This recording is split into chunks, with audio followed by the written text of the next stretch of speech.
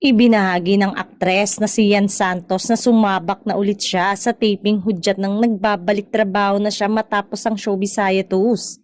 Sa latest Instagram post ni Yan, makikita ang larawan ng isang monitor mula sa taping nila kung saan makikita ang kanyang eksena. Day 1, The Joy of Being Back, mababasa sa kanyang caption.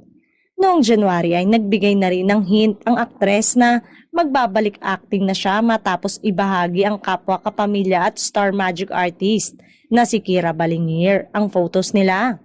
Kasama sina Jameson Blake, Seth Fedelin, Diego Gutierrez, Ketchup Eusebio, Trisha Rayman, at maging ang ex-Pinoy Big Brother housemate na si Kai Montinola. Hula ng mga netizen ay may proyektong gagawin ng stars na ito ngayong 2025. Kaya baka eto na ang comeback ni Yen na matagal nang nananahimik matapos ang issue ng pakikipagrelasyon sa kapuso actor na si Paulo Contis.